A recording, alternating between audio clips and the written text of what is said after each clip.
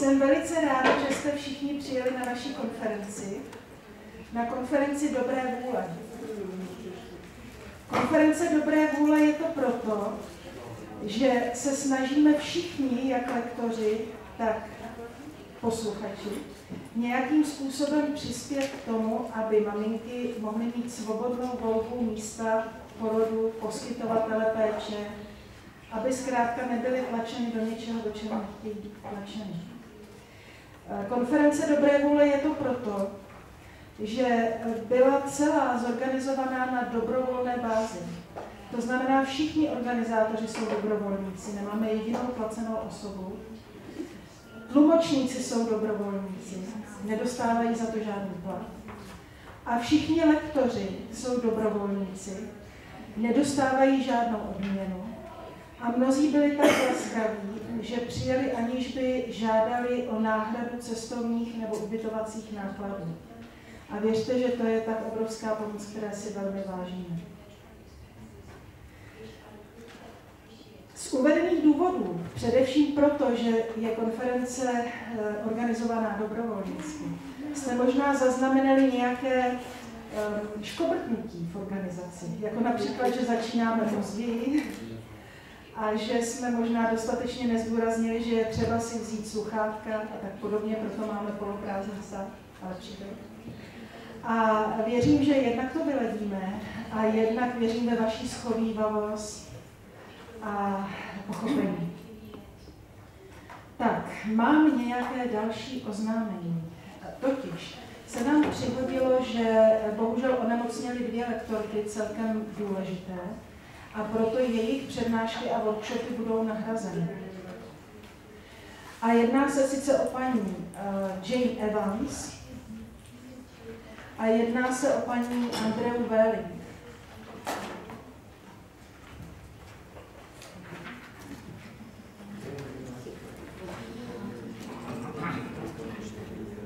Tak paní Kubaňová přednáší za chvilku v sále 8C místo paní Andreji Welling a bude hovořit o využití placenty. A místo dvojčat, místo workshopu dvojčat, je organizován workshop diskuze o tom, jak ukončit násilí na těhotných ženách v porodnicích. Silný workshop bude v salonku 6.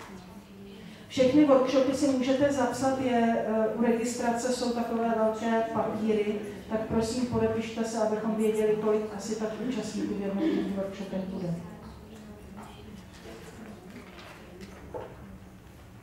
Tak.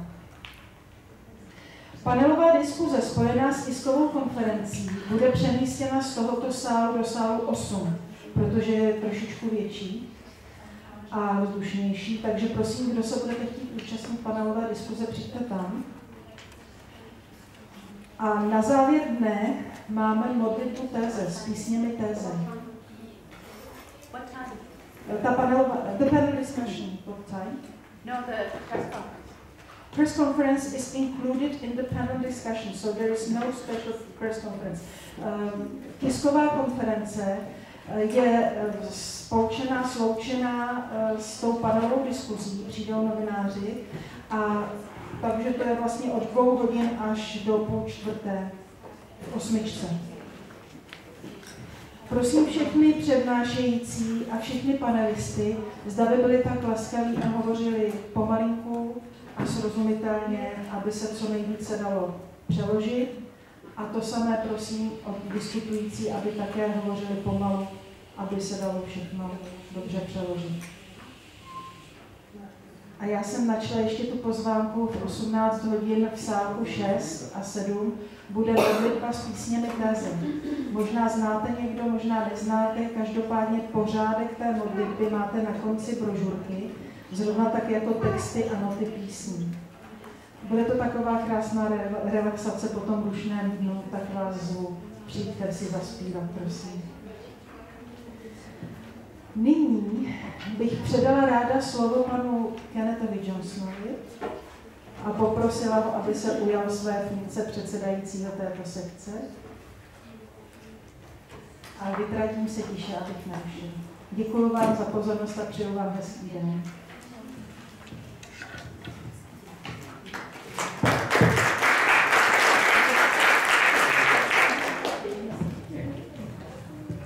Thank you, Zuzana. I think we should thank Zuzana from the bottom of our hearts for the remarkable amount of work she must have already done, let alone how much she's going to do. Thank you, Zuzana. She even got me my headphones and reminded me I needed them. So she's taking care of everything as midwives always do. Thank you, Zuzana. Thank you for all for being here this morning. First thing I wanted to announce is someone told me to announce that the Twitter hashtag for the conference will be #Prague HB, as in home birth, 14. #Prague HB 14 if you're a Twitterer. Now I'd like to introduce the first speaker in this session. It's Vera Veranova. She's a very well educated person. She's not only a midwife, but she's my favorite type of midwife because she's also has a master's degree and a PhD. And she teaches at several places: the Department of Theory and Practice of Nursing, the Department of Midwifery at the Faculty of Health Science at Palacky University in Olomouc in the Czech Republic, or something like that. And phonetics was never my strong point. And she's also the head of the Department of Midwifery there. And she's going to talk about the history of midwifery in the Czech Republic. I'll turn it over to her now. Vera? Dobrý den, vážené dámy a pánové, milé porodní asistentky, milí přátelé porodních asistentek. Dovolte, abych vás dnes v krátkém svém představení seznámila s historií porodní asistence. Samozřejmě ta historie je bohatá a mohutná, to znamená, že jsem nemohla použít všechny informace. Je to jen taková ochutnávka toho, co se v historii dělo v porodní asistenci. Svou přednášku, aby byla trošičku taková odlehčená, tak jsem doplnila mnohými fotografiemi různých artefaktů, které se používaly v historii.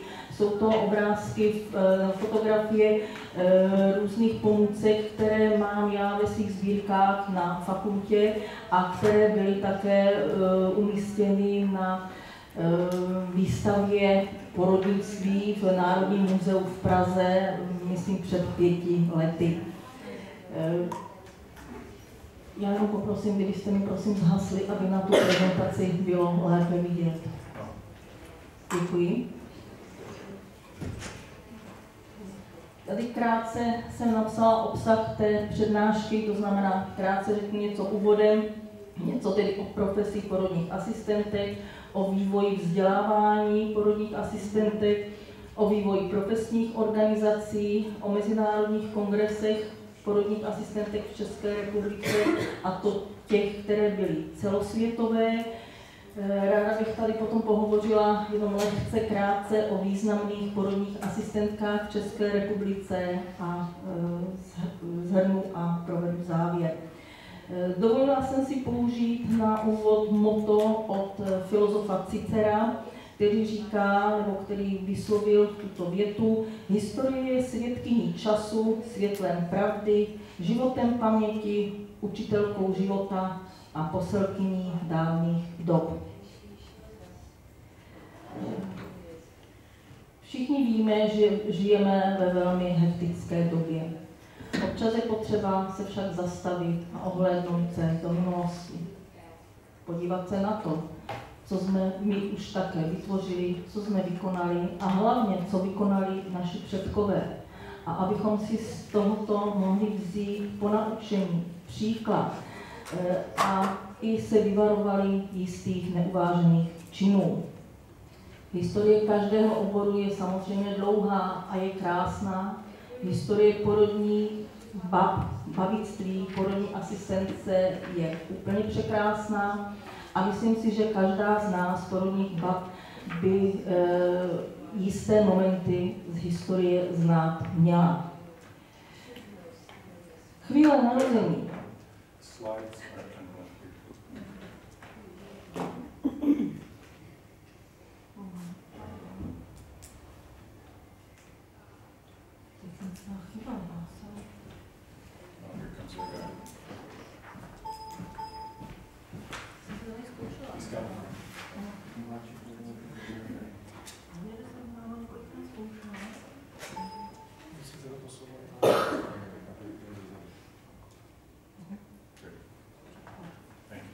Děkuji. Chvíle narození jako nejosudovější událost člověka je prožitkem velkého štěstí a i hrozbou smrti pro matku a jejího právě narozeného potomka. Zvládnutí a překonání této hrozby bylo od nepaměti v rukách pomocnic, a to zkušených a svědomitých, ale někdy také neskušených porodních bab. Při studiu historie obecně, myslím, se hodně mluví o tom, jak válčili králové, popisují se průběhy bitev, popisují se životy vojvodců. Ale každodenní boje, které zažívají na celém světě od nepaměti rodící ženy, o těch se pomlčí. A je to jeden z nejdůležitějších procesů, protože zajišťuje udržování lidského rodu. Tady jsem si vybrala 2 charakteristiky porodní báby. Jednu sepsal Sorano z Efezu, a to už v období 120 let před naším letopočtem.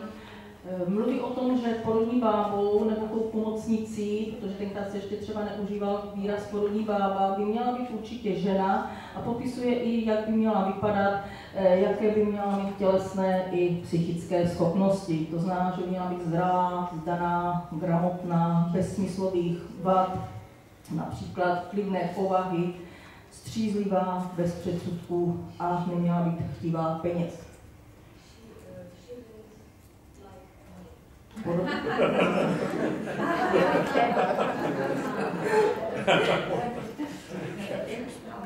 Podobnou charakteristiku poté uvedl pan profesor Václav Hrubeška, to bylo v 19. století, který popisuje porodní bábu trošku podobně, mluví o tom, že babička by měla být skromná, ochotná, svědomitá, mlčenlivá a nemá roznášetí po domech, co kde viděla, slyšela, pozorovala. A život, že má vést počestný a střídný.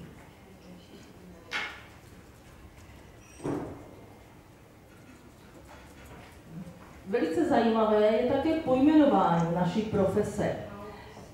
Těch výrazů, jak se porodní báby jmenovaly, bylo velké množství. Různily se podle národů, podle činnosti a podle praxe, co ta porodní bába dělala. Takže zde máme názvy jako znalkyně vnitřku, moudrosti prázdné, báby pupkořezné, porodní báby, akušérky, ženy babící, to je od slova babiti neboli rodití, proto potom i babictví jako takové bylo první výraz před porodní asistencí, které používáme v současné době. Potom jsou to zvedající báby, spolužena, porodní asistentka a v jistém období jsme v České republice používali název ženská sestra. Co se týká pojmenování nebo terminologie mužů, tak ta je samozřejmě méně bohatá, protože mužové se porodnictví a vedení porodů vůbec nevěnovali.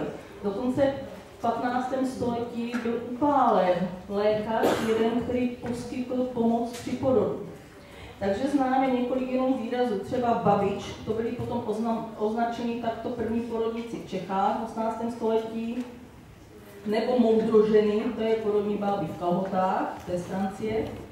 A další výraz je babák, a to je manžel porodní asistentky.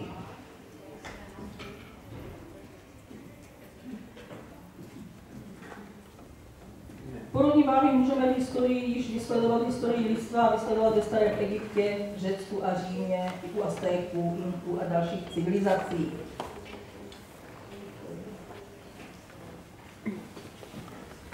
Velký význam pro úspěch porodu v historii se přikládal dlouhodobým amuletům, modlitbám a magickým ikonům. Když se podíváme, samozřejmě, tak jak jsem se zmínila, babictví je jedno z nejstarších zdravotnických oborů. Vlastně vzniklo, co je lidstvo lidstvem, protože se od začátku lidstva, co bylo, tak se rodilo, lidé byli nemocní, zraňovali se, umírali a vždycky bylo potřeba, aby někdo pomáhal. A jedním z těch velkých pomocníků jsou porodní báby. Ale aby se o nich někde něco zmínilo, tak v českých zemích ta první zmínka o stavu porodních pomocnic byla až v roce 1200 a potom o první porodní bábě hovořil král Václav II., který v závěti vyzdvihl a poděkoval vlastně porodní bábě, která se o něho starala, bába Alžběta. Porodní báby se staraly o ženy v těhotenství, radili jim, vedli porody, křtili novorozence a pečovali o ženu v 6 nedělí. Byly to většinou velmi významné a vážené osoby v tom prostoru, kde pracovali. Na nyní jsem si dovolila tady dát několik obrázků, abych to trošičku osvěžila, takže tady je několik Venuší, což je symbol plodnosti. Zde jsou další historické artefakty a jsou to šperky a medaile, které nosily porodní báby, které prošly vzděláním, které bylo v té době nutné, vykonali zkoušku a byli obdařeni touto medailí, kterou nosili a podporovali nebo dávali tak najevo, že toto povolání mohou vykonávat. Úplně potom vpravo tady je křestní medaile, to znamená medaile, kterou ta porodní bába měla, aby mohla vést křty, jak jsem se zmínila. Tato oválná medaile je tam obraz Panny Marie Karlovské, což je ochránkyně rodiček a je na lícní straně a na rubu je napsáno zkoušená porodní asistentka podle medicinálního patentu z roku 1753. Dále je tady označení domu porodní báby a různé amulety pro šťastný porod. Kalendář porodnický, ten je něco podobného, jak máme gravidimetr.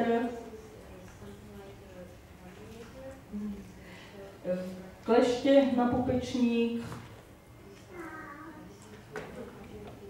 Tam takové běžné věci, které možná ještě znáte, lázeňský teploměr, odsavačka hlenů a odsavačka mléka. Dusičnan stříbrný, obinatel na pupečník.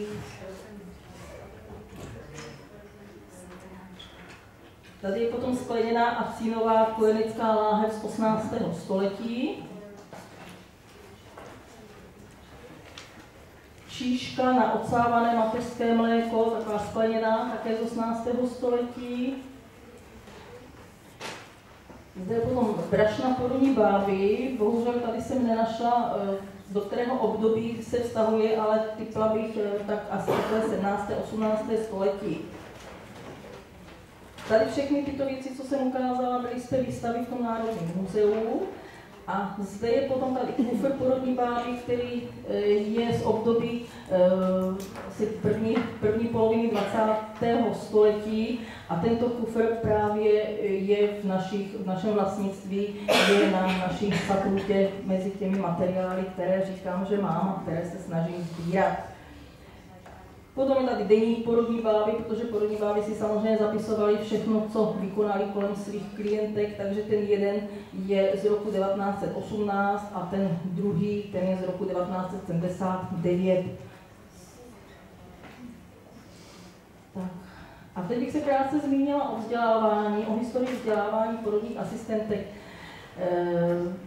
Střídala se období, kdy nebylo vzdělávání vůbec žádné, kdy bylo vzdělávání na univerzitě, potom vzdělávání na babických školách, potom bylo vzdělávání středoškolské, vyšší odborné a současné době je vzdělávání vysokoškolské. Ta příprava výuka porodních asistentek byla a je i dosud ovlivňována mnohými společenskými vlivy, náboženstvím, kulturou, politikou, ekonomickými a dalšími vlivy. Taková první institucionální výuka porodních bab se váže na otevření, založení Univerzity Karlovy v Praze, což bylo v roce 1348 a potom bylo přerušeno na určitou dobu a vrátilo se ta výuka zase až v 18. století. A tam byly přednášky z anatomie a z porodnictví právě pro porodní báby, ale jenom přednášky, jenom teorie. Zácvik nové babičky potom provádí starší zkušená porodní bába a to vzdělání, to praktické, trvá 4 roky. Takže porodní báby, jak už jsem řekla, byly povinny se vzdělávat, vykonat zkoušku a na závěr tedy dostali ten odznak či nějakou medaili, to, co jsem ukázala před chvílí. Další vzdělání na vysoké škole bylo v 18. století a bylo to v Olomouci, kdy bylo zahájeno také vzdělávání, opětně samozřejmě teoretické. Byla to jezuitská, postátněná jezuitská kolej v Olomouci. Ta univerzita měla 3 fakulty, ale protože mezi Olomoucí a Brnem byly takové trošičku rozmíšky, Brno bylo jakoby významně, si myslelo, že je významnější, tak se potom ta kolej musela přestěhovat do Brna, ovšem tam po 4 letech bylo toto vzdělávání zrušeno. Proto Olomouc okamžitě, ta univerzita na to zareagovala a v roce 1782 bylo zřízeno lyceum s 2letým medicínsko-chirurgickým učením, které bylo pro městské, venkovské ranhojiče a také pro porodní báby. Vzdělávání v Brně bylo jenom německy a v Olomouci bylo nejdříve německy, pak už česky a zase jenom teoretická část a naštěstí se poté podařila otevřít nemocnice v Olomouci v roce 1787, kde již byla poté dělána výuka praktická u lůžka těch porodních asistentek. Jak už jsem se zmínila, po skončení toho vzdělávání porodní báby složili přísahu, dostali diplom, který byl zpočátku jenom v německém jazyce, posléze byl i v českém jazyce. Zase několik těch vysvědčení vám pak ukážu. Potom byly babické školy, které byly tak v tom 19. století, a tady mám uvedeny jenom 3 takové významné porodníky, kteří se tomuto věnovali. Byli to profesoři porodnictví, vedli babické školy a psali učebnice i pro ně. Je to profesor Jungmann, profesor Rubeška a profesor Pavlík. Jméno Pavlík vám předpokládám něco říká, používáme v porodnictví při zemním vyšetření, říkáme Pavlíkovi hmaty. Potom bylo vzdělání, už jsme se dostali, teď jsem to trošičku poskočila dále a dostáváme se do 20. století. Zde bych možná řekla jenom krátce, že byly potom pro vzdělávání školy v Pardubicích v Liberci, to bylo před válkou, po druhé světové válce v Pardubicích v Ostravě a potom studium bylo převedeno na vyšší sociálně zdravotní studium.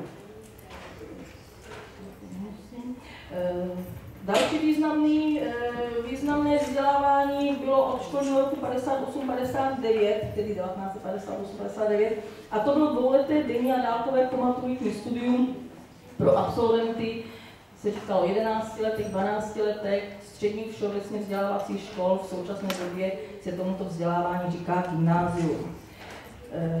V roce 1960 byla velká školská reforma a vznikly střední školy a bylo otevřeno i studium jako 4leté pro absolventy základních 9letých škol a toto bylo ukončeno ve školním roce 74-75, protože skutečně to byli absolventi, tak jak říkám, ze základní školy a já jsem tedy to studium absolvovala také, protože já už tedy také něco pamatuji.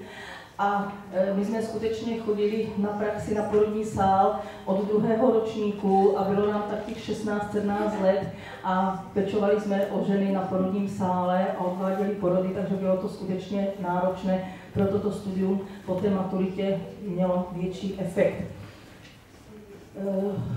Zmínila jsem se na začátku o těch názvech těch profesí, takže bohužel v roce 1965 byla naše profese přejmenována na ženskou sestru a tento název přetrvával až do roku 1993, kdy jsme se zpátky vrátili k tomu názvu porodní asistentka.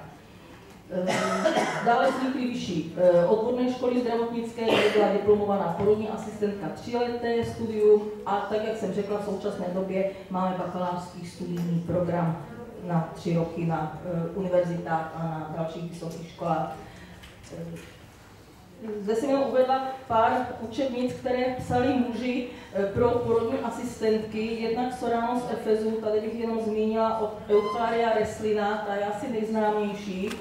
Tyto knihy vyšly potom v 16. století a ta kniha se jmenuje Růžová zahrada pro těhotné ženy a porodní báby. Co jste z České republiky a sledujete nekonečný seriál Ordinace v Růžové zahradě, tak tady si použili tento název, to růžové, že to začínalo na gynekologii. Zde jsem uvedla několik učebnic, které psaly ženy, porodní báby a jsou to porodní báby jednak z Francie a jednak je tam potom ještě uvedena Justin Dietrich Sigemundin, ta je z Německa, protože určitě víte, že ve Francii je považovaná za kolébku porodnictví. Tady ukazuju několik modelů pro výuku, které se používaly. Tady tento... Tady tento model, ten starý, ten jsme dokonce ještě měli my ve výuce, tak jak říkám, já už jsem taky studovala dávno, takže ten jsme měli ve výuce. A tento dole, ten modrý, v současné době máme pro naše studenty ve škole plus další. Tak. Tady jenom prosím vás několik diplomů a vysvědčení, které právě tak, jak jsem mapovala to vzdělávání, tak jsem se snažila to poskládat zase i ta vysvědčení. Tady tento diplom je z CK školy babické právě z Olomouce, je z roku 1886 a je ve vlastnictví naší fakulty a nenašla jsem nikde starší, že by se zachoval, takže tento je vlastně to skutečně nejstarší. Na tom prvním obrázku je tak, jak jsem ho dostala od jedné studentky, která mi ho donesla posle nějaké příbuzné, byl v takovém nepěkném stavu a druhý rok druhá studentka mi ho nechala zrestaurovat a zarámovali, takže to vysvědčení vypadá takto. Potom je další ze stejné školy, ale je to z roku 1891 ze Zdravotnického muzea. A tady dole, potom na tom menším obrázku, je z roku 1892 a to jsem letos objevila v Rožnově pod Radhoště. Takže tady ty vysvědčení teď už jenom proklikám z roku 14, 41, 43, 51, 52, tady je z 73, 87, to 73 je ještě právě z toho 4letého studia a vedle toho je z pomaturitní. A toto je první vysvědčení a diplom naší první absolventky z vysoké školy, kdy v roce 2005 jsme měli první státnice. To je jenom přehled škol, kde se vzdělává, to si myslím, že není teď nutné, o garantech nebudu, ale spíše o profesních organizacích ještě bych ráda mluvila. V roce 1903 vzniklo Sdružení porodních babiček v Brně, v roce 1911 Zemská jednota porodních babiček a ty potom vydávali časopisy. V roce 1919 se všichni sloučili do ústřední jednoty porodních asistentek. A v Brugách v roce 1922 byl založen Mezinárodní svaz porodních asistentek, do kterého naše organizace byla přijata. A v roce 1925, o které to pak jenom ukážu, byl tady Mezinárodní sjezd porodních asistentek a předsedkyní byla zvolena naše porodní asistentka Hana Lišková. Z odborných časopisů bych tady jenom uvedla právě tu, třeba ten Věstník a nebo časopis porodních babiček, který vycházel v roce 1907. O těch dnešních si myslím, že není to historii nutno teď hovořit. Profesní organizace ICM, to myslím všichni znáte, a EMA. Co se týká našich českých organizací, tak taky to mělo určitý vývoj, kdy jsme právě obzvlášť, že jsme byli ještě tenkrát zváni jako ženské sestry, takže v roce 73 vznikla Česká společnost sester, kde jsme byli organizovány všechny vlastně sestry, zdravotní, dětské, ženské a tak dále a byly tvořeny sekce. Potom Česká asociace porodních asistentek, Česká konfederace. V současné době máme 4 profesní organizace porodních asistentek u nás v České republice. Tak. A teď ještě důležitý, to jsou mezinárodní sjezdy porodních asistentek, jak jsem se zmínila, v roce 1925. A v letošním roce byl 30. celosvětový kongres porodních asistentek v Praze, tak jsem z toho jenom tady našla několik fotografií, protože to byla obrovská akce. Bylo tady více než 3600 účastnic ze 126 zemí světa, nebo respektive všech kontinentů. Takže několik fotografií. To bylo zpívání porodních bab, porodních asistentek na kampě. Toto byl potom první den zahajovací. Vidíte ty sály, jak byly plný, bylo to v kongresovém centru. Další, jako jo, my jsme potom jako organizační výbor jsme byli v krojích, českých i moravských. To je tady na tom spodním obrázku a to je poslední den, kdy organizační výbor se sešel a zhodnotil ten kongres, který skutečně byl úplně překrásný. Tak a úplně poslední věc, já jsem si tady jenom dovolila významné porodní asistentky současnosti, protože vlastně každá porodní bába je nějakým způsobem významná a důležitá. Máme v České republice asi 6 000 porodních asistentek registrovaných. Tak jsem pro tady tohle ten přednes tady připravila 2 a jsou to obě 2, které byly při zrodu České asociace porodních asistentek a obě 2, které se podílejí na péči o ženy při porodech v domácnosti. Je to jednak Zuzana Štromerová,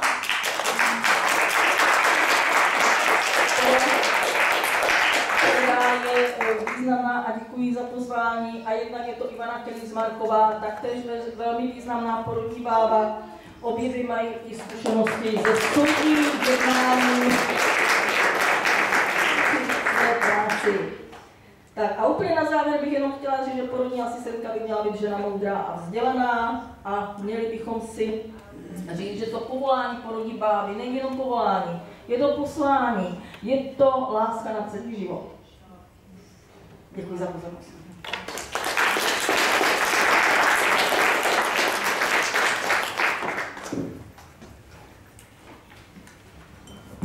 Thank you very much, Vera. Very interesting talk, lovely photos. Our next speaker is Susanna Candigliota, and this woman is clearly, from her bio, which is on page 11, a mover and a shaker. She started the Fair Hospital Project. She's a lawyer, and she defends women in cases of interventions in hospital that they didn't want. Probably every midwife in the room wishes they had a woman just like her to work with. And she's going to speak on the legal status of midwifery in birth in the Czech Republic. Susanna.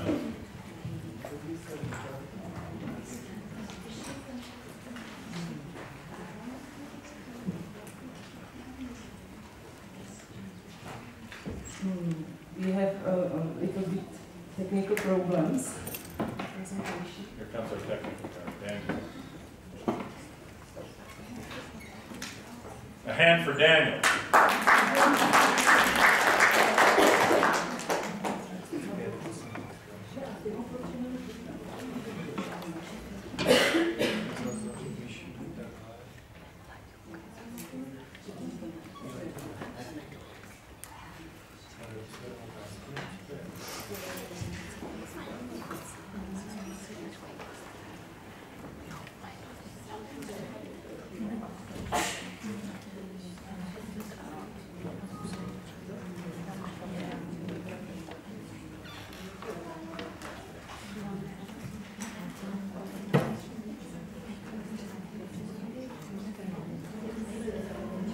než vyřešíme technické problémy, tak já už začnu aspoň úvodním představením. Dobrý den, moje jméno je Zuzana Kandiota a jsem právnička tady z Česka, z České republiky a pracuji v neziskové organizaci, která se jmenuje Liga lidských práv. Sídlíme tedy v Brně, ale naše působnost je po celé republice, máme případy po celé republice. Naše organizace se zabývá mimo jiná témata, jako jsou práva dětí nebo práva lidí s postižením, tak také právy pacientů. Máme projekt Férová nemocnice a web se stejným názvem, kde ve spolupráci se studenty právnických fakult zodpovídáme dotazy pacientů ohledně jejich práv. Vzala jsem tady pro vás i nějaké materiály, které potom si můžete vzít tady na stolečku. Mám to ještě v tašce. Vydali jsme totiž před několika lety ligové noviny právě na téma svobodné volby v porodnictví, takže ty tady budou k dispozici a mám tady i naše výroční zprávy. Úvodem, co bych chtěla říct, je, že nejlepší by bylo, to je taková moje vize, nebo asi vize každého z nás, nejlepší by bylo, kdyby právo vůbec nebylo potřeba. Kdyby nikdo nemusel řešit, jaká má lidská práva, jak se jich domáhat a tak dále, a to zvláště v porodnictví. Ideální by byl takový systém péče, kdy ženy mají k dispozici bezpečnou péči a mají výběr z této péče a svobodnou volbu, která je respektována. Bohužel tato jejich volba respektována v současné době není, ale není respektováno ani právo na bezpečnou péči a proto tedy je potřeba, aby to řešili právníci, tento problém. Tak já už jdu na tu samotnou prezentaci. Takže, jaká lidská práva, vlastně, jaká jsou ve hře v oblasti porodnictví? Tato lidská práva, která tady zmiňuji, tak jsou jednak upravena na mezinárodní úrovni, a to například v Úmluvě o ochraně lidských práv a základních svobod, kterou vykládá Evropský soud pro lidská práva ve Štrasburku, který je pro nás velmi důležitý. Ale také existuje Úmluva o lidských právech a biomedicíně, která zakotvuje práva pacientů, a tam je třeba právo na informovaný souhlas, právo na vyjádřit předem svoje přání, které má být respektováno a tak dále. V České republice máme Listinu základních práv a svobod, kde jsou zakotvena základní práva, a také máme zákony, kde jsou tato práva konkretizována. Stručně to uvedu: právo na život, na ochranu zdraví, na bezpečnou zdravotní péči, na osobní svobodu, na soukromí, lidskou důstojnost, právo na nedotknutelnost a sebeurčení, což je jinými slovy právo na svobodný a informovaný souhlas s jakýmkoliv zákrokem a vyšetřením na těle, právo být s dítětem a pečovat o něj a rozhodovat o tom, jaké péči se dítě podrobí, pokud nejde o extrémní situaci, kdy jde o ohrožení života a zdraví, a také absolutní zákaz nelidského a ponižujícího zacházení. No a jak jsou tato práva v praxi porušována, která jsem zmiňovala? Takže v České republice je standardně poskytována péče, která není pro ženy a děti optimální, která je vysoce intervenční a která je dle standardu Světové zdravotnické organizace škodlivá. Kenneth určitě následně zmíní kanadskou studii, tak já bych jen zmínila výsledky, že kanadská studie o bezpečnosti péče prokázala, že pro více rodičky je nejbezpečnější porod doma, jako varianta. Velice překvapivé, když třeba v České republice odborné společnosti říkají, že to je péče non lege artis. Pro prvorodičky je nejbezpečnější variantou péče porodní asistentky v porodním domě. To je péče, která v České republice vůbec není k dispozici. Tak, takže to je ten další bod, že ta péče, která je vlastně pro ženy nejbezpečnější a nejoptimálnější, tak u nás v České republice vůbec není dostupná. A pokud si ji žena nějak zajistí, tak není hrazená pojišťovnou. Problémem v českých porodnicích jsou zákroky a vyšetření bez souhlasu žen, a to i proti jejich vůli, to stejné i na novorozencích, narušování soukromí, kdy žena třeba pro sebe nemá svůj pokoj, nebo je tam spousta lidí u toho porodu, není výjimkou 7-8 lidí z personálu. Potom odebírání dětí, neumožnění nepřerušovaného kontaktu a obecně ignorování potřeb žen a dětí, zejména těch psychologických. Co je příčinou porušování těchto práv? Tak, určitě je to nedostatek vzdělání. Domnívám se, že pracovníci třeba porodnic nepracují s vědeckými studiemi, že vycházejí spíše z nějakého zvykového práva, z nějakých svých zkušeností, aniž by tyto zkušenosti konfrontovali s tím, co říkají vědecké poznatky. Tak doufám, že tato konference právě tady tento problém trochu pomůže narovnat. Řekla bych, že problémem je také právě ideologie namísto medicíny založené na důkazech. Další problémem je anonymita a neexistence kontinuální péče jednoho zdravotníka. Což vlastně žena, která jde k porodu do porodnice, tak je v instituci. Je institucionalizována a tato institucionalizace jako fenomén sebou vždy nese negativní důsledky. A je to i v jiných případech, jako třeba u psychiatrických pacientů nebo u dětí umístěných do ústavu, kdy stanou se v nějaké instituci jako objektem péče, stanou se v podstatě inventářem. Další problém je, že státní orgány, i když by měly poskytovat ochranu porušeným právům, tak když si rodičky stěžují, tak tuto ochranu neposkytují pod různými výmluvami, záminkami a udržují teda ten status takový, jaký je. Další problém je monopol lékařů a nemocnic na péči v těhotenství a při porodu. V České republice neexistuje péče porodní asistentky u nízkorizikové ženy jako péče primárního poskytovatele. Žena... Would you like her to speak a little more slowly, or are you okay? Yeah, slowly. Yeah. Tak v České republice... I know you're a lawyer. Get going. I understand. It's okay. You can help me to translate. You're doing very well. Tak pomalu a srozumitelně. V České republice těhotná žena, pokud jde do péče, tak je standardem, že jde do péče gynekologa a tato péče je hrazena státem. Péče porodní asistentky není v systému zařazena a není hrazena, až na nějaké výjimky naprosté,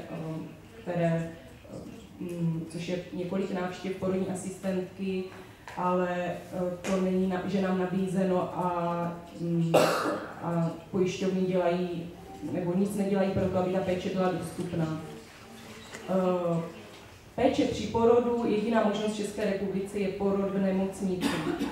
A tam v českých porodnicích nemají porodní asistentky postavení samostatné, nebo nemají tam tu samostatnost a nemohou tam využívat všechny své kompetence. Jsou tam v podstatě pracují pod dohledem lékaře. I když někde je ta situace trošku lepší, někde horší, ale ta situace není optimální. No a co se týče porodu doma, tak lékaři nebo většina lékařů a jejich odborné společnosti ostře vystupují proti porodům doma.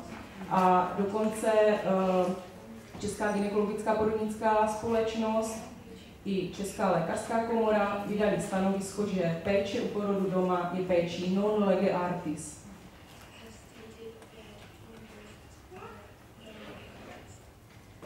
Často se používá taková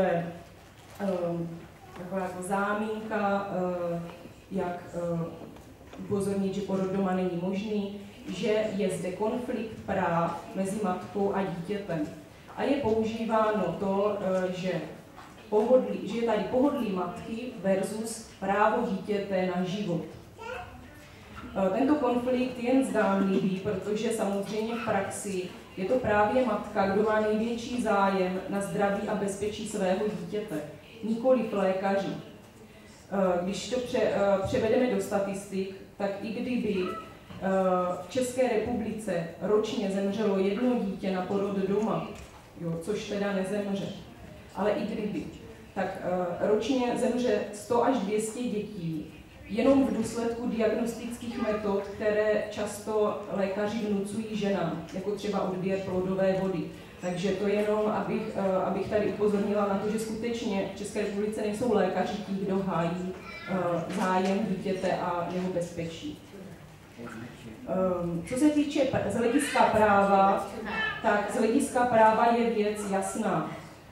Dítě až do svého narození je v těle matky a nemá právní subjektivitu. A je to matka, kdo rozhoduje o svém těle. A zase je zde předpoklad, že ta matka rozhoduje v zájmu svého dítěte, až na nějaké vyloženě patologické, zcela výjimečné situace. Dá se říct, že má těhotná a rodící žena nějaké povinnosti také, kromě práv. Já jsem žádné povinnosti nikdy v právních předpisech nenašla, ale jenom abych uvedla, jaké názory existují, tak existuje názor státní zástupkyně, že žena tím, že vstoupí do porodnice, tak má povinnost podrobit se té péči, kterou jí personál jako nabízí. To bylo v jednom případě, kdy personál provedl proti vůli ženy Kristelerovu expresi a ta paní byla následně zdravotně poškozena na zdraví a krvácela. Takže to bych až nazvala jako perverzním názorem a je to jeden z případů, který následně zmíním. Tak, otázka, jestli je porod doma v České republice legální.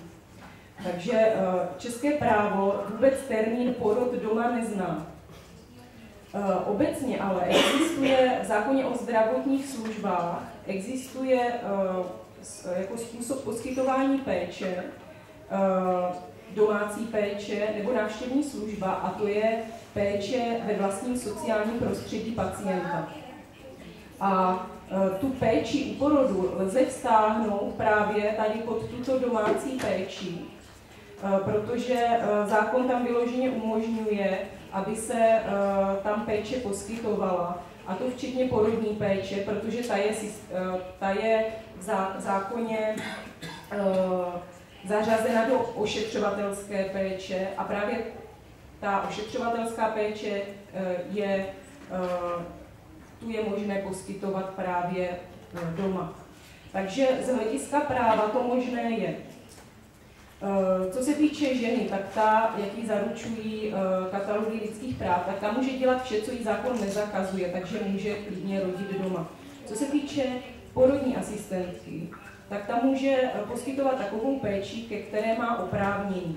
A to je trošku ten problém, který nastává, protože v České republice úřady dělají vše proto, aby ty porodní asistentky to oprávnění neměly.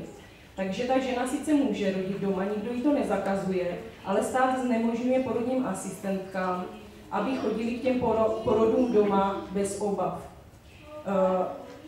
Způsoby, jak stát brání tomu poskytování péče, jsou dva. Jednak té porodní asistentce napíše do toho oprávnění, že je porodní asistentkou kromě vedení porodu.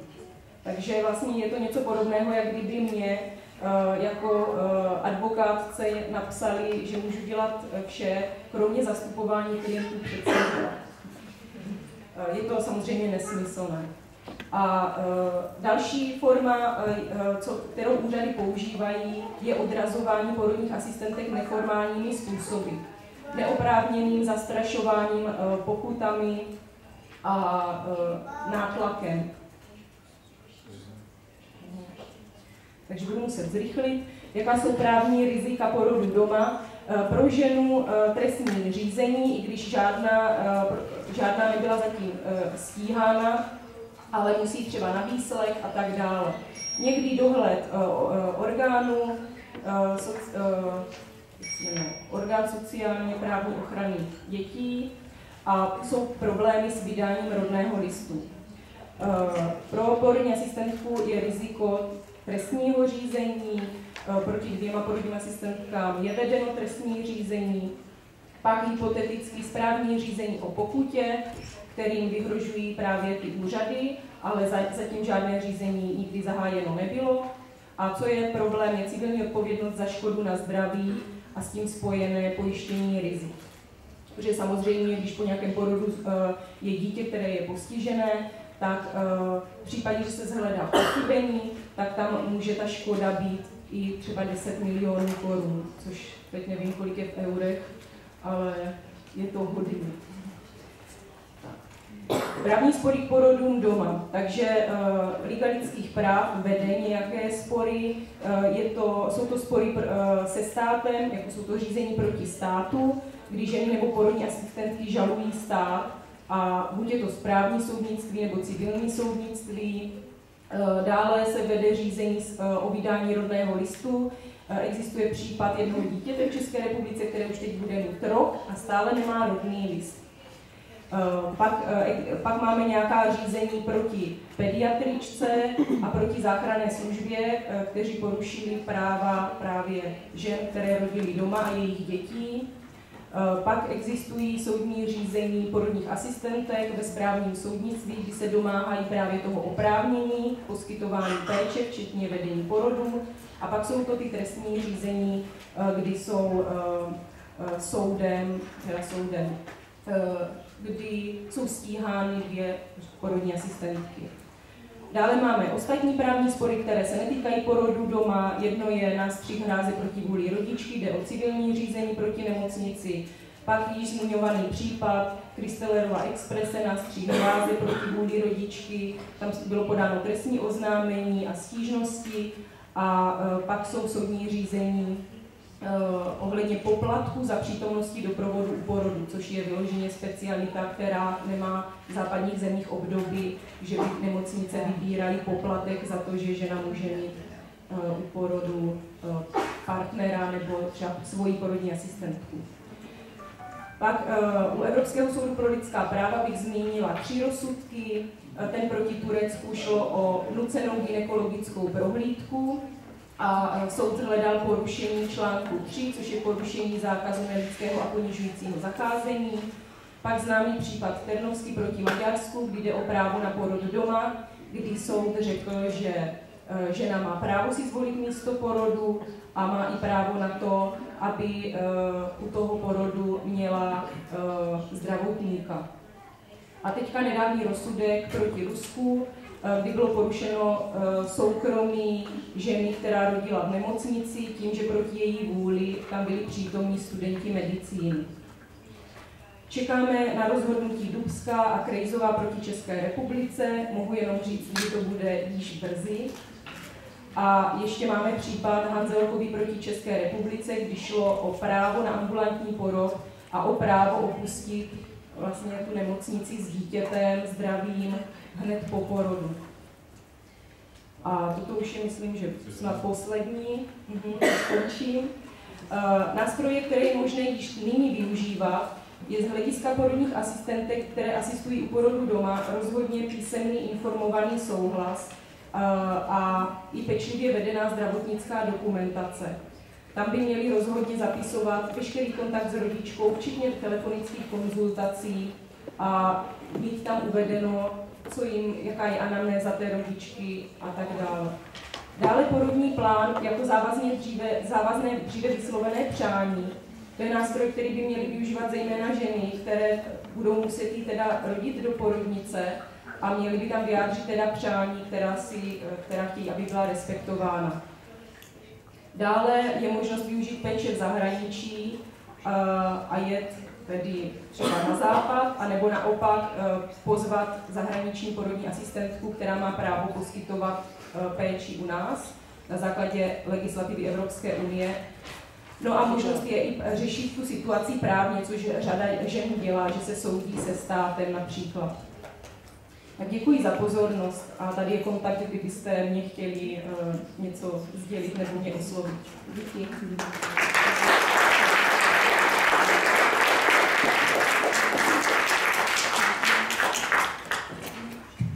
Thank you very much, Susanna. I think the lawyers and childbirth rights is an incredibly important part of moving things forward in midwifery and for birthing women. Thank you. Interesting talk. Our next speaker is me, and I don't need any introduction. Ken Johnson, and my colleague and partner Betty Ann Davis will be helping.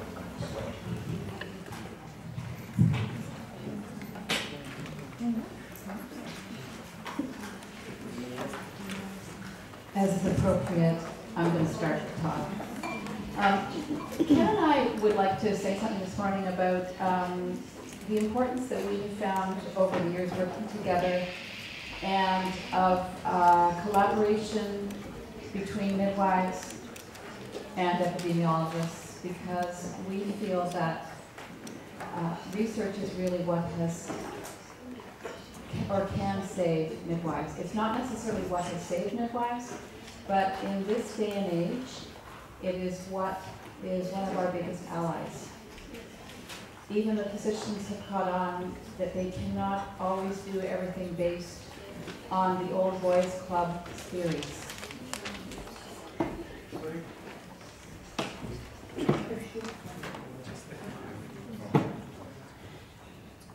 And as a result of that, whenever we give a talk, we always give it together. You'll notice this afternoon when I give a talk about Canadian midwifery, my partner Ken, who's been very involved with Canadian midwifery, is going to be there presenting with me. So now as we talk about epidemiology, although I am not an epidemiologist, we work hand in hand. And one of the most astounding things right now for women in this century is Google.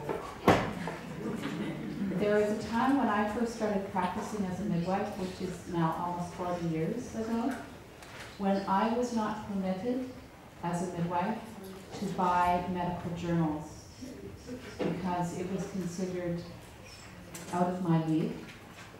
Only doctors were allowed to subscribe to certain journals. And all you have to do is have money to go on Google and buy those articles. The big concern about that is that you can buy the articles, but you have to understand them. And what we're finding is that it's really critical for each one of you in this room, if you are a midwife or if you are a doula or a mother who has a certain concern, to go and connect yourself with the scientists in your country who will be very helpful. And we certainly have come today because we feel that we do have an extensive knowledge now about home-based literature, and we certainly could offer you help through email, through Skype, through any means that you might want to use us. We are available. As the chair, I'd like to invite people to stand in the back. There's lots of chairs, so you're welcome to do that. Won't be influenced. Oh, please come down. So I'd like to start. We come from Ottawa, Canada. And there's Ottawa. Even most of the people in the United States have no idea where Ottawa is, so I feel bad that you have no idea either. It's not far from Toronto or Montreal, which you might know. And yes, it's cold. It gets cold. There we have. The Dutch will appreciate this. This is a 7-kilometer skating rink and running right through the middle of Ottawa. And yes, we have lots of woods and trees and beautiful wilds. This is our cottage. And yes, we even have a few spires and a bridge in Ottawa, but these are the only spires in Ottawa. I think Prague has, last count, 500 of them, and we have 6. But hey. But we're building one on our cottage. We also have some beautiful modern buildings. We have home birth midwives, and so we have lots of home birth mothers and home birth born babies. The talk today is on home birth safety, and the major points that I want to make start with are these. There's a number of high-quality recent home birth studies, epidemiologic studies, that have clearly demonstrate the safety of planned home birth for low-risk women. The home birth literature is also plagued with all kinds of studies that aren't very good, and many of them show increased risk for home birth. There's a recent meta-analysis. Who knows what meta-analysis or systematic review is? Just raise your hand if you know, have even heard the term. Okay. And in many ways it was pretty well done, but it had a critical flaw, and we'll talk about that. And then finally, studies with poor methodology are often published in high-profile journals and receive high media attention, which really does a disservice to midwifery and home birth, and of course, in particular, pregnant women. And we'll mention that. So, of course, like all science, good quality data are the backbone of good epidemiologic studies. And if you start with garbage data, you put garbage in, you get garbage out. Everyone knows that, but it's worth reminding. The basis of a good epidemiologic study of home birth are the following. Best and most dependable studies include systematic, consistently collected data, a defined population that's the same for both the planned home births and the planned hospital births that you're comparing them to. Now that seems fairly obvious, but there are 2 or 3 studies out there where they look at very different populations and then make inappropriate conclusions about the home birth. Third, you have to have enough details about the pregnancy to clearly establish which women are low risk. Fourth, you have to have the planned place of birth at the time of labor has to be explicitly reported. And that's often a problem in some of the poorer studies. You don't really know if they were planning a home birth or not. Or number 5, whether they had a skilled caregiver with them at the birth, if it happened at home. 6, the sample needs to be large enough to examine the key issues you're interested in. Of course, with perinatal mortality being so rare, you just can't have a study of 500 or 300 births and expect to be able to understand something that happens once or twice in 1,000 births. Can I say something? So just go back to that last slide. So the reason we've written this all out in this way, and by the way, is Susanna making these presentations available to people? Like, we're happy to make them available to people. They're going to be on YouTube? Oh, thank you. Okay. So just looking at this one, number 5, there's 2 number 5s here, but whoops. This book is number 5, skilled caregiver present at home births explicitly reported. One of the things that we found in the 1980s is they were still reporting in the United States on home birth studies where the woman had unintentionally had a home birth. And they didn't care to actually change that or mention it when they actually published their study. So it was really an insidious way for the physicians to debunk, to undermine what was going on at the home births, where there was a strategic plan with a practitioner to have the home birth. And that's why we think it's really important to put it up there. So, in terms of data sources, there's 3 basic data sources that the good studies have made use of. The first is a study where the required data are collected explicitly for the study. So a standalone study where they create a data form, they set up the design, they get money, and then do the study. The second one is the use of routine data collected at the state level, but readily linkable data, but that has enough detail in it that you can actually do the study. The third is where you rigorously link databases that include detailed and specific enough data. And there basically are, as far as I'm concerned, there are 6 studies out there that are particularly good quality. The first are these explicit studies where they set out to do a study and then collect the data prospectively with each birth being recorded, each pregnant woman being registered, and then each birth being reported carefully with a detailed data form. Two of those studies come from Canada, from British Columbia, Janssen in both 2002 and 2009. And the third study, which I'm sure you're probably all aware of, is the Birthplace study from England that was published in 2011. A large, enormous collaborative study including home births, comparisons to birth centers, and comparison to low-risk hospital births. And that study, I think, cost in the order of $10 million. So you can see the kind of effort and resources that are put into something to do it really, really well. The second pair of studies that I'm going to talk about are the coordinated data, and these two studies are one in the province of Ontario, where Betty Ann practices, where we have detailed routine data collected, and again in enough detail. And part of that reporting is based on work we did to create data forms about 25 years ago.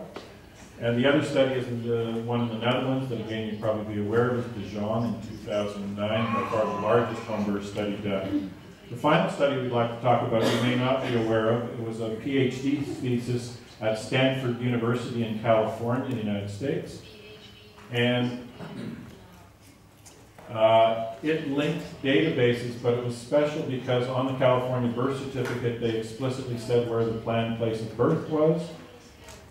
But then they spent about $1 million, I understand. The RAND Corporation, a large American corporation, spent a lot of money linking the data from the births to the hospital outcomes. It was basically originally for a cesarean study of reasons for cesarean, and then was used for this PhD thesis. Just in terms of where these places are, there's Vancouver with the arrow here. In British Columbia, where the two studies were done, from Canada, and then the third one from Ontario, which is here. The California study was included all of the state of California. And here are the results, the most important results from those 6 studies. First of all, we have the authors and the year the studies were published. Then where the studies were done, as I've discussed. This is the number of planned home births in the study. Usually there's at least that number, if not sometimes many more, sometimes slightly less number of planned hospital births. And then the perinatal risks. So first of all, you'll notice that the numbers of planned home births vary radically from this small number in the first Vancouver study of 800, just over 800 births, right up to the Netherlands study that included 321,000 planned home births, and the English study, which included 16,000. The relative risk, you don't need to understand too much about it, other than the fact that a relative risk of 1 means there's no difference between the risk in the planned home births, low-risk women, and the planned hospital births, low-risk women. And so you'll see that if the number is close to 1, that you have no difference in risk. So the California study suggests no difference in risk because it's very close to 1. This Vancouver study suggests there may be an increased risk, but with using the confidence interval, which is the other piece you don't need to understand well, but this statistical test tells you that there is no statistical difference between those. The study is not large enough to see a statistical difference, even though the risk was more than doubled. That would, a relative risk of 2 would be doubling the risk, a relative risk of 0.5 would be half the risk. It's not significant. It's not significant. One other thing, Ken, I think you haven't Yeah. mentioned about this, all of these studies you've talked about is, the other element they all had was they all had a direct comparison within their study of home to hospital birth. That's where this relative risk comes, comparing the hospital, low-risk hospital births with low-risk home births. You'll see in the large Ontario study, the risk is again less than 1, so suggesting, but not statistically significant, so that suggests there's no difference in risk. The one that's really important here is the large Netherlands one. Again, suggests no difference in risk between planned home birth and planned hospital births overall. And similarly, the English study, the large English study, suggests no difference. These are the 6 best studies that have been done. None of them suggest an increase in risk for home birth. In fact, they suggest that the safety is essentially the same. The one exception to that is in the British study, there was a suggestion that the risk for primates was higher. At the same time, though, in that study, the transfer rate for primates was extremely high, which is a red flag. It was something like 45% of women who initiated a home birth that were primates were transferred to hospital for the birth, which seems striking to us because in the home birth study we did in the United States and Canada, we saw a transfer rate of more like 20%. So these are the critical studies. There are about many more studies than that. I think the meta-analysis that we're going to look at next found 25 studies and then ended up using 12. We disagree with some of the ones they used for reasons we'll talk about briefly. In terms of interventions, in home birth studies, you'll see much lower intervention. This is from our study. Our study would be included in, our study included 5,500 planned home births and would have been included in this report, except we did not have a proper comparison group because we were collecting data from midwives all over the United States, and there was no way to collect a similar sample of hospital births without enormous expense and resources we just had no access to.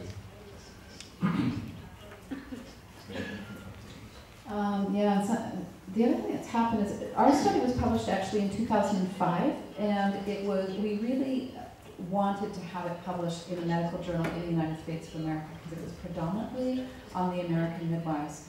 We worked with American midwives as well as the Canadian midwives. And when we sent it to the Journal of the American Medical Association, they sent it right back and they said, our readers would not be interested. And of course, we often say, why would physicians consider home birth, which could only revolutionize public health? Why would they even consider it? But what's interesting is as soon as we sent it to the British Medical Journal, they took it. And that's because the British, we feel, really understand research. They really understood good methodology. And they recognized that this was a study that was a large data set. It was prospective. And it collected data in a very systematic way on a very defined group of women. So, and one of the things we found is, although we could not have a direct comparison, we did compare the rates of intervention to the data sets that were available at the time. One of them was the NHS, the National Health Institute's research, and one was the Listening to Mothers survey, where for the first time in the United States, there had actually been a national survey of what women's experiences were of their own births, as opposed to the statistics simply collected by the hospitals. And we found that they found that those were not always synergistic with what was actually out there in the medical literature. So when we compared that, you see what we found here. The yellow is actually the U.S. data from around the same time period, and you see how, and the red was our data, and you can see how many fewer. This is the percentage of births where these things happen. So for electronic fetal monitoring, you have about 10% for the home births and almost 90% for the hospital births. Similar across the board. And our C-section rate in our study was 3.7%. Yes, you explained it. Oh, electronic fetal monitoring. I think you call it here CTG, and they do it in Frankfurt. They call it CTG. Okay. But the C-section rate for us was remarkable because we were comparing this. We were not comparing. This was not low-risk women compared to high-risk women in hospital. This was low-risk women in home birth compared to low-risk women in hospital birth in the United States of America through 2 different surveys. And the C-section rate at that time for the Americans with low-risk birth in hospital was 19%, and ours was 3.7%. So we know that there are cesarean sections going on in hospital that are not necessary because our outcome data, the perinatal mortality, was very similar. And all these other things as well, forceps, vacuum. And of course, some people look at this and they go, how could you have cesarean section and vacuum at home? These are planned home births. Obviously, if they move to hospital because they need a cesarean section, they are still called planned home births. Before we go on, I really want to ask people about what's going on in the Czech Republic in terms of home birth research. Nothing. Is that because there's not enough yet, or what's happening? Yes. I can say about the situation in Croatia where, sorry, here. I think the situation in Eastern Europe is pretty much the same. So the midwives can't necessarily, they're under such pressure that when they do a home birth, they can't really go public about it. So doing research would involve, to some extent, going public about it, and I think that is the issue in Croatia, and I have a feeling it's an issue everywhere.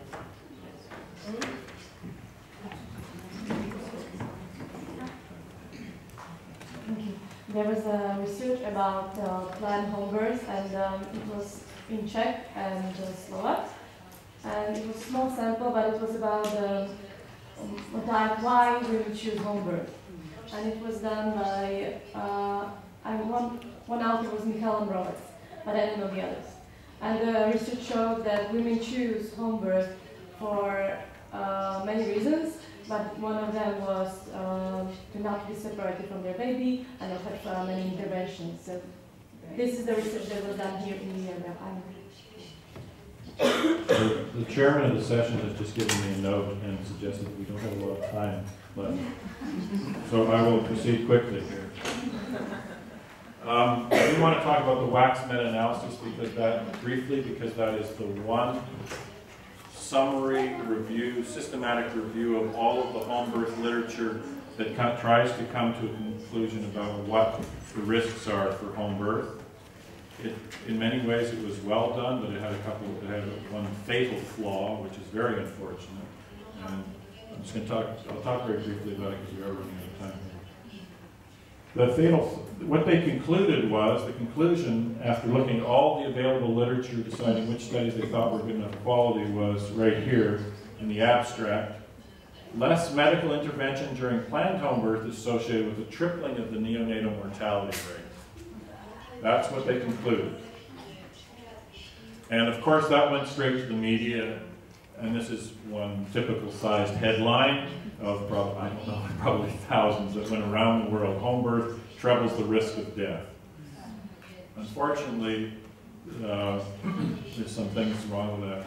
First of all, I'd just like to point out quickly, I won't go through all the details, but the first things they looked at was what were the intervention levels for different planned home births versus planned hospital births, and you'll see that it's quite similar to what we found in our home birth study. Generally, not as extreme as in the United States, but basically almost always the intervention is higher in hospital than at home for women of the same risk, both for interventions, similarly for morbidity, lacerations, infection, postpartum bleeding, perineal lacerations,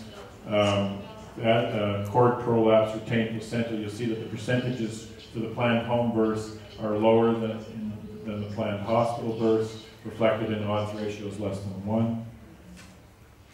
Here we've put up the intervention rates comparing these were the ones from our study that Betty Ann described, and then these are the ones from the WACS meta-analysis. Again, you see that they're always higher in hospital than home.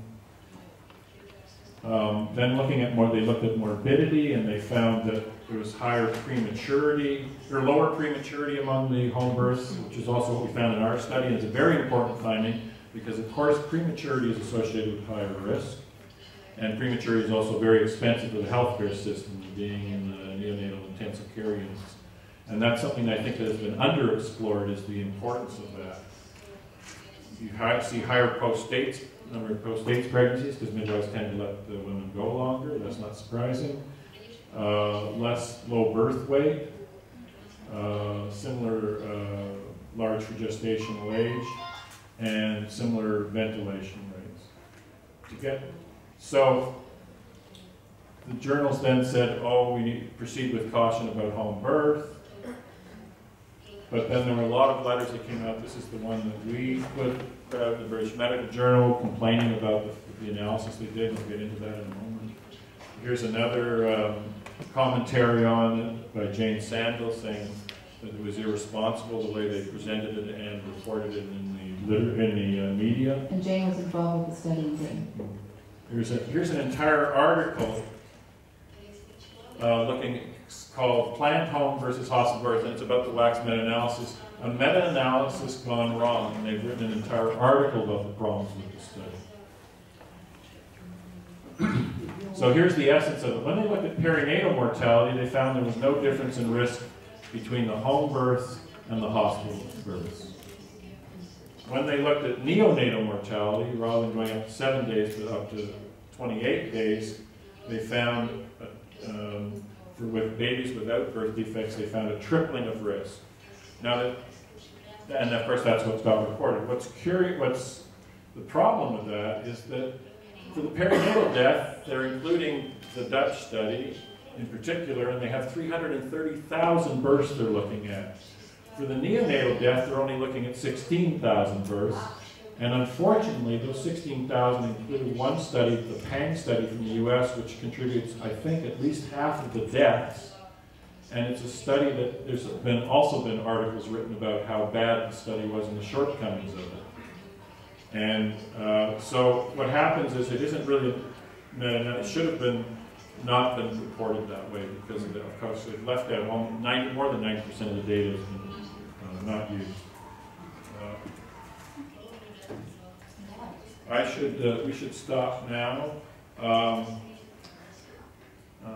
just make a couple more points. First of all, this is Marsden Wagner, who unfortunately died recently, one of the greatest birth advocates ever, perinatologist to work with the WHO in Copenhagen for the European region.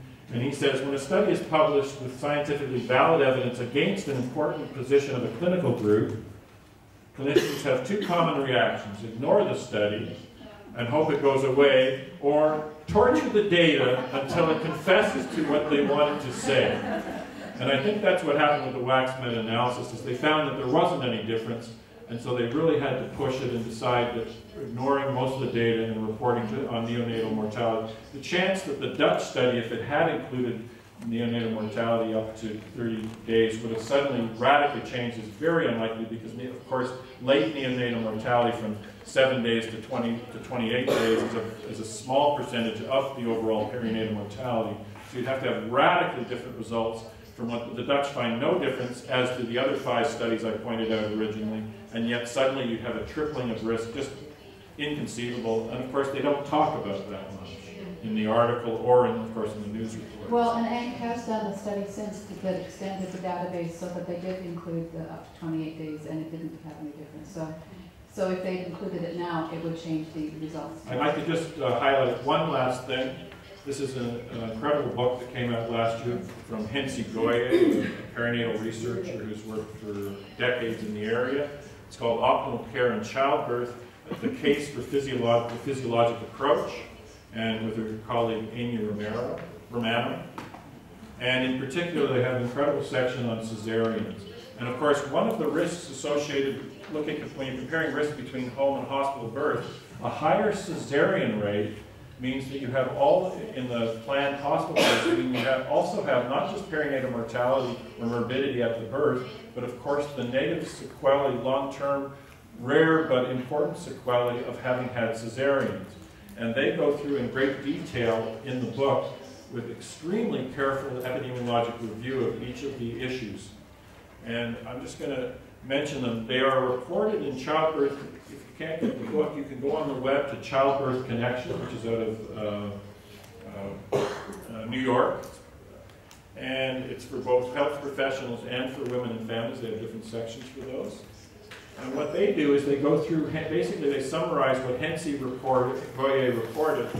These are what physical effects may occur in women more often when they've had a cesarean. And they include this long list. This was the start list, including maternal, the possibility of increased maternal death, cardiac arrest, emergency hysterectomy, etc. Then we have 7 more here.